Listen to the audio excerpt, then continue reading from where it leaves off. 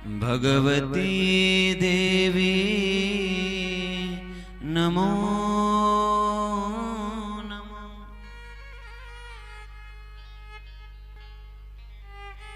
माँ भगवती पराम्बा की यह मंगलमयी कथा सबका मंगल करने वाली है। सर्व मंगल मांगल्ये शिवे सर्वार्थ साधिके शरण्ये त्र्यंबके गौरी। वो कैसी है? सर्व मंगल मांगल्ये संसारे ये सर्वे मंगला तान अपि मंगलम करोति। संसार में जितने भी मंगल वस्तु है उन मंगल वस्तुओं को भी सुमंगल करने वाली है मां भगवती। मंगल मांगल्ये शिवे सर्वार्थ साधिके सर्व अर्थ साधिके सभी अर्थों को सिद्ध करने वाली है।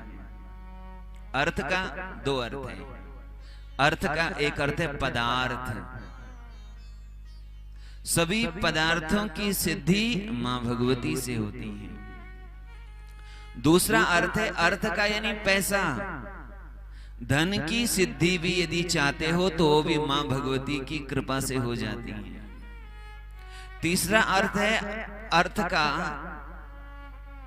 धर्म अर्थ चार धर्म अर्थ काम मोक्ष चतुर्विध पुरुषार्थ को भी अर्थ कहते हैं। मां भगवती की कृपा से धर्म अर्थ काम और मोक्ष चारों पुरुषार्थों की सिद्धि हो जाती है। सर्वार्थ साधिके अपने भक्त के सभी अर्थ को पुरुषार्थ को या कहें उनके सारे मनोरथों को सिद्ध करने वाली पूर्ण करने वाली है वो मां भगवती है। अब उसको आप कोई सा भी नाम दो। इसलिए एक शब्द कहा देवी भागवत। क्या कहा? देवी का अर्थ ये नहीं कहा कि भद्रकाली देवी नहीं, दुर्गा देवी नहीं, और कोई नाम नहीं दिया। जया विजया शैलपुत्री आदि किसी देवी का नाम विशेष नहीं दिया। केवल देवी। क्या दिया है? देवी। और भागवत का हमने पहले आपको पहले दिन अर्थ बताया था। भागवत का अर्थ है भगवत्या इदम। मां भगवती का है ये पुराण, इसीलिए इसको भागवत पुराण भी कहते हैं। देवी भागवत महापुराण कहते हैं।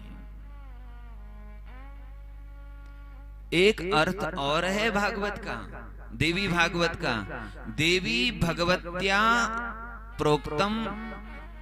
ये महापुराण देवी भगवती ने कहा है सबसे पहले। इसका उद्गम कहां से हुआ? तो देवी भगवती से ही। जैसे गंगा जी का उद्गम कहां से हुआ? गोमुख से। जब गोमुख से गंगा जी निकलती है तो वहां इतना सा पात्र है गंगा मां का। जब निकलती है जहां से बर्फ के बीच से निकल रही गंगा मां का स्वरूप कितना सा है? इतना सा। लेकिन जैसे जैसे वह आगे बढ़ती जाती है, विस्तार होता जाता है, अनेक नदियां जुड़ती जाती है, और जब आप गंगा सागर में जाओगे तो दूर देखोगे तो एक छोर दिखाई पड़ेगा, दूसरा छोर आपको दिखाई नहीं पड़ेगा। मां गंगा जी का पात्र इतना बड़ा हो जाता है, स्वरूप इतना बड़ा। देवी भागवत का उद्गम कहां से हुआ? देवी भगवती से। जब इस देवी भागवत का उगम देवी भगवती से हुआ, उस समय यह देवी भागवत केवल आधे श्लोक का था।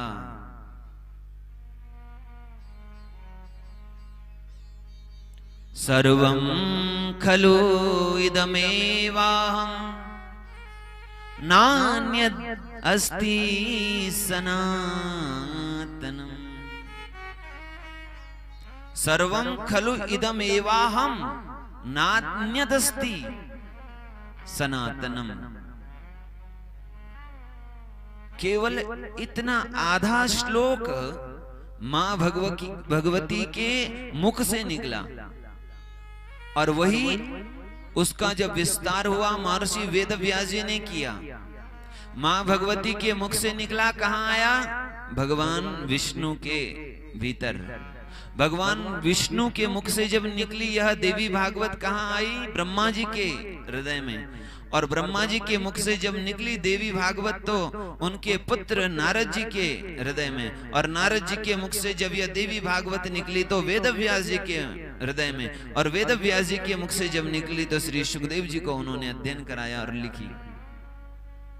तो कितना विस्तार हो गया? 18,000 श्लोकों का विस्तार देवी भागवत का हुआ। बोलो दुर्गा मैया